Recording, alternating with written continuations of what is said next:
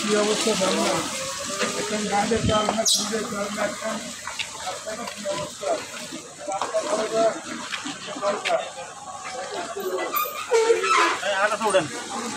রাস্তার পরিস্থিতি খুবই খারাপ দেখছেন না? আরে আল্লাহ, রাস্তার কি পরিস্থিতি! দত্তরাট বিদ্যুৎ অফিসের ভিতরের মধ্যে রাস্তা, ময়লা রোডের পরিস্থিতি দেখেন, খুব খারাপ যাইতে আছে। বাচ্চারা স্কুলে যাইতে পারতেছে না, খুবই কষ্টকর। দুইটা বাচ্চা আছে, আইতেছে অনেক কষ্ট করি, তারা এখান দিয়ে ইটের উপর দিয়ে আইতেছে। আপনি দেখেন, এখন মোটরসাইকেল কিছুক্ষণ আগে অ্যাক্সিডেন্ট হয়েছে।